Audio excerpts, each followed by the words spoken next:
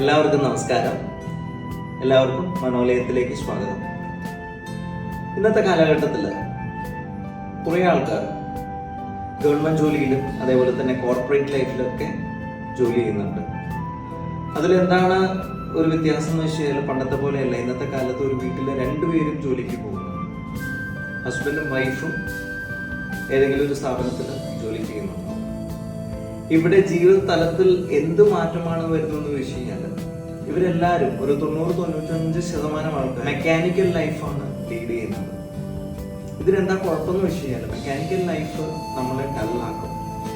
Mechanical life നമുക്ക് stress തരും. Mechanical life നമുക്ക് ജീവിതത്തിൽ ഒരു വോയിഡ് ഉള്ള പോലെ തോന്നും. എവിടെയോ ഒരു ഇൻകംപ്ലീറ്റ്നെസ് നല്ലപോലെ ഉള്ളതുപോലെ തോന്നും. ഒന്ന് ആലോചിച്ച് നോക്കിയേ, നിങ്ങൾക്കൊരു സാധ്യത അല്ലെങ്കിൽ ഒരു ചാൻസ് തരുവാണ്. വേറെ എന്തെങ്കിലും രീതിയിൽ നിങ്ങളുടെ ലൈഫ് മാറ്റണമെന്ന് ആഗ്രഹമുണ്ടോ എന്ന് ചോദിച്ചാൽ എല്ലാവർക്കും എന്തെങ്കിലും ഉണ്ടാവും. ലൈഫ് ഇപ്പോഴും കംപ്ലീറ്റ് ആയിരിക്കില്ല. ഇന്നത്തെ ഈ നിമിഷത്തിൽ ഈ ജീവിതം എന്തൊക്കെ ദുരിതമുണ്ടായാലും എന്തൊക്കെ പ്രശ്നങ്ങളും ഉണ്ടായിട്ടെങ്കിലും ഈ ജീവിതം മാറ്റണ്ട, എനിക്ക് ഈ ജീവിതം തന്നെയാണ് ഏറ്റവും നല്ലതെന്നുള്ളത് നമ്മൾ ഇന്നത്തെ ഈ ഒരു നിമിഷത്തിൽ ജീവിക്കാൻ പറ്റുന്നതും അതേപോലെ നമ്മൾക്ക് കിട്ടുന്ന ജീവിതത്തിൽ എത്രത്തോളം നമ്മൾ കണ്ടന്റ് ഈ കിട്ടിയിരിക്കുന്ന കാലത്ത് നമ്മൾ എണീക്കുമ്പോൾ ഒരേപോലെ എണീക്കുന്നു. ഇന്നും ജോലിക്ക് പോകണമല്ലോ എന്നുള്ള വിഷമത്തോടെ എണീക്കുന്നു. എന്നിട്ട് നമ്മൾ ഒരേ രീതിയിൽ ഒരേ വഴിയിലൂടെ തന്നെ നമ്മൾ ബാത്റൂമിലേക്ക് പോകുന്നു. അത് എന്താണ്, ബോധത്തോടെയല്ല, കോൺഷ്യസ്നെസ്സോടെയല്ല. അത് ചെയ്തു പോകുന്ന ഒരു പാറ്റേണിന്റെ ഭാഗമായിട്ട് തന്നെ പോകുന്നു. ചെയ്യുന്ന കാര്യങ്ങളെല്ലാം ബാത്റൂമിലും അവിടെയെല്ലാം ചെയ്ത് തിരിച്ചു വന്ന് ഭക്ഷണം കഴിച്ച് ജോലിക്ക് വണ്ടിയിൽ കയറി ഒരേപോലെ ഒരേ റൂട്ടിൽ ഒരേ ചിന്തകളോടെ, ചിന്തകൾ എന്ന് വെച്ചാൽ ഒരേ എനർജിയിലുള്ള ചിന്തകളോടെ. ചിന്തകളിൽ മാറ്റം ഉണ്ടാവും, പക്ഷെ എനർജി ഓരോ ദിവസവും ഫീലിങ്സ് എല്ലാം ഏകദേശം ഒന്ന് തന്നെ ആയിരിക്കും.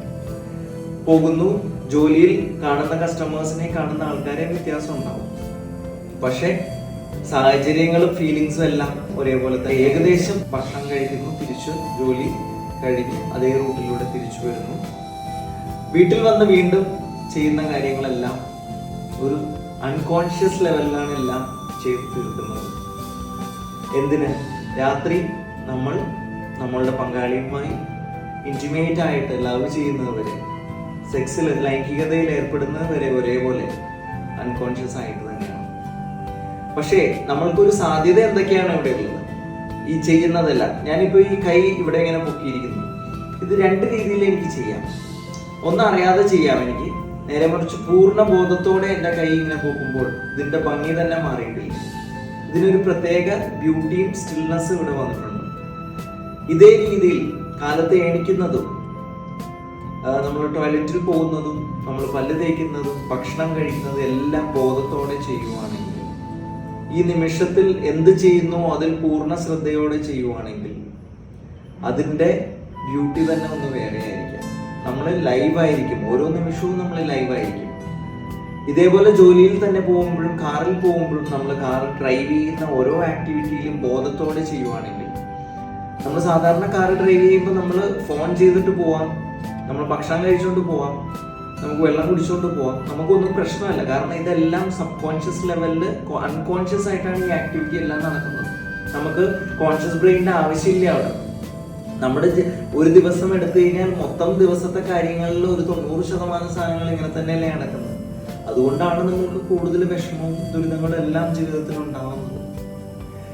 നമ്മൾ ഈ ലെവലിൽ ചിന്തിച്ച് ഓരോ രീതിയിൽ ബോധത്തോടെ ജീവിച്ച് രാത്രി കിടക്കാൻ പോകുന്നത് വരെ, കിടക്കാൻ പോകുമ്പോൾ കട്ടിലിൽ ഇരിക്കുന്നത് ആ ബോധത്തോടെ, കട്ടിലായിട്ടുള്ള സ്പർശനം, ആ ഒരു ടച്ച് നമ്മളുടെ എന്താണ് ആ ബോധതലത്തിൽ കൊണ്ടുവന്ന് നമ്മൾ കിടക്കുമ്പോൾ നമ്മുടെ ശരീരം ആകെ ഒന്ന് ശ്രദ്ധിച്ച്, ഓരോ ശ്വാസത്തിലും ശ്രദ്ധിച്ച് നമ്മൾ അങ്ങനെ നമ്മൾ ആ ഉറക്കത്തിനെ ശ്രദ്ധിച്ചിരുന്ന ആ ഉറക്കം വരുന്നത്, ശ്രദ്ധിച്ചെന്ന് പറഞ്ഞാൽ നമ്മൾ പരീക്ഷയ്ക്ക് പഠിക്കുന്നതോ ക്ലാസ്സിൽ കേട്ടിരിക്കുന്ന ശ്രദ്ധയോടെയല്ല. ഇവിടെ അവയർനെസ്സിനെയാണ് ശ്രദ്ധ എന്ന് ഞാൻ ഇവിടെ ഉപയോഗിക്കുന്നത്. ആ ഒരു അവയർനെസ്സിൽ നമ്മൾ ഫുൾ ഇരുന്ന് നമ്മൾ ആ ഉറക്കത്തിൽ അങ്ങ് വഴുതി വീഴുവാണ്. ഈ രീതിയിൽ നമ്മൾ ധാരണ ചെയ്ത് അല്ലെങ്കിൽ മെഡിറ്റേഷൻ ചെയ്ത് ഈ ഒരു രീതിയിൽ ഉറങ്ങുവാണെങ്കിൽ, ഇവൻ ഒരു തലത്തിൽ നമ്മൾ ഉയർന്നു കഴിഞ്ഞാൽ ഈ ഉറക്കം വരുന്നതും ഉറങ്ങുന്നതും നമ്മൾ വിറ്റ്നസ് ചെയ്യുന്ന ഒരു അവസ്ഥ വരെ ഉണ്ടാവും. എന്തിന് ലൈംഗികതയിൽ ഏർപ്പെടുന്നത് പോലും വളരെ ശ്രദ്ധയോടെ, വളരെ ബഹുമാനത്തോടെ, വളരെ ദൈവികതയോടെ അതിൽ ഏർപ്പെടുകയാണെങ്കിൽ അതിൻ്റെ ഭംഗി തന്നെ മാറും.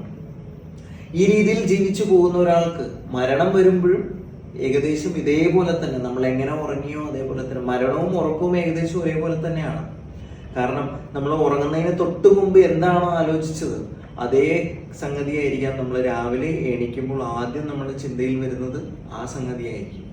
അതേപോലെ തന്നെയാണ് മരണം എന്ന് പറയുന്നത്. കാരണം നമ്മൾ മരിക്കുന്നതിന് മുമ്പ് ഏത് ഇമോഷനിലാണോ നമ്മൾ പോകുന്നത് ആ ഇമോഷനിൽ തന്നെയായിരിക്കാം അടുത്തൊരു ജന്മത്തിൽ വിശ്വസിക്കുന്നുണ്ടെങ്കിൽ അങ്ങനെയാണ്, ആ ഒരു വാസനയിലൂടെ ആയിരിക്കാം നമ്മൾ വരുന്നത്. ഇതിനെക്കുറിച്ച് പറയുകയാണെങ്കിൽ ഒത്തിരി വീണ്ടും കാര്യങ്ങൾ പറയാനുണ്ട്, അതുകൊണ്ട് അതിലേക്ക് കടക്കുന്നില്ല. എന്തായാലും ബോധതലത്തിൽ ജീവിക്കുമ്പോൾ നമ്മൾക്കുണ്ടാവുന്ന ജീവിതത്തിന്റെ സുഖവും സന്തോഷവും ഒന്ന് വേറെ തന്നെയാണ്. ഇത് ആരെയും കുറ്റപ്പെടുത്താനോ അല്ലെങ്കിൽ ജീവിതത്തിന്റെ പ്രശ്നങ്ങൾ വിളിച്ചു പറയാൻ വേണ്ടി ചെയ്തതല്ല.